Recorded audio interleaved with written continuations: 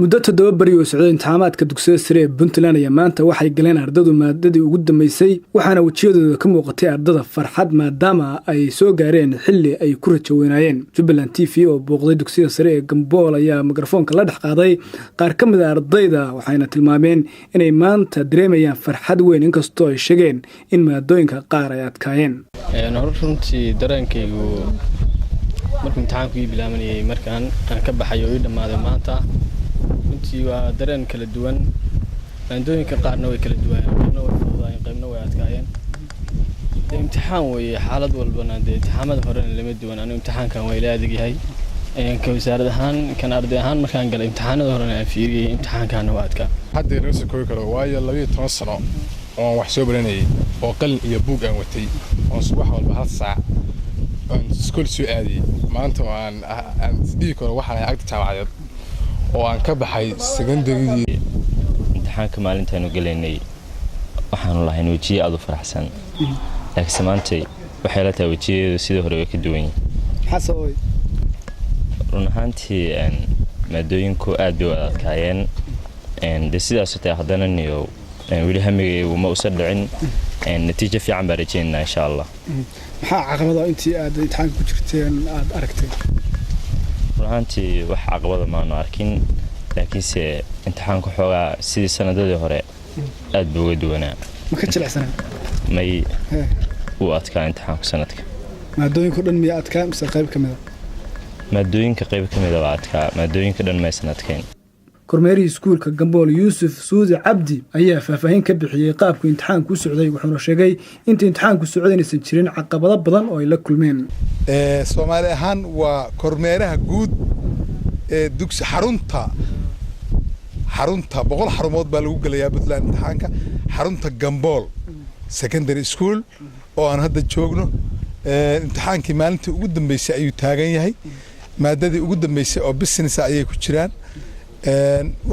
xaruntan waxaa ku galayay 465 arday oo ah Gambool iyo 5 arday oo ka timi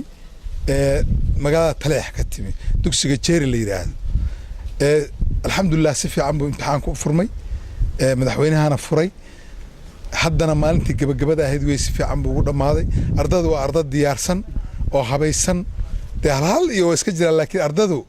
waa arday habaysan oo la soo carbiyay walow ay ma garanaysaa hal iyo iska jiraan laakiin ardadu waa arday diyaarsan oo imtixaan u talagalay imtixaanka centralizerka laga dareemayo akhlaaq iyo ku huwan iyo ma garanaysaa tacliinba huwan imtixaanku si fiican buu u dhamaaday si fiican buu maaragtay jawi degan buu ku dhamaaday ardadii annagoo israbna oo isjecel oo ma garanaysaa aan u rajaynayna inay kaalmo fiican galgalaan baan ku dhamaysanay dhammaanna sidoo kale ayaan u rajaynaya ardada Puntland oo dhan oo galaysa 199 kale ee xarumood marka laga reebo xarunta Gambool ee aan anigu joogo aad baan ku rajaynaya insha Allah waxaan rajaynayaa in Puntland state-na aan tababar siino oo aan ugu tagno oo xafiiska imtixaanaadka ee Puntland iyo ma garanaysaa saraakiisha sare Puntland ay tababar siiso sidii federaalka u siisay oo khibradda ay leedahay oo badan oo imtixaanka centralizerka. Assalaamu calaykum. maamulaha iskuulka Gambool Cali Ibrahim Xuseen Cali Suudaani ayaa ardada la wadaagay farxadda ay maanta dareemayeen waxaana ugu baaqay inay halkaasi ka sii wadaan waxbarashada maanta ay taariikhdu tahay 17 bishii May 2018 waxaan idin ka hadlaynaa oo aan taaganahay bartamaha dugsiga sare ee Gambool anigoo ah maamulaha dugsiga sare ee Gambool waxaan meeshan ka sheegayaa in maanta ay tahay maalintii ugu dambeysay imtixaankii ay galayeen ardada form 4 ka ah maanta oo 17 tahay imtixaankaas soo bilowday 12 bishan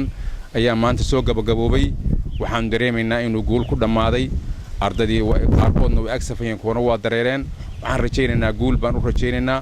iyo hambalyo maanta oo ramadaana iyagoo ramadaana bay imtixaanka galeen ilaahay waxaan ka rajaynayaa inuu guul kala kulmiyo inahaas ayaan damcay Khaliif Gelle Puntland TV Garowe.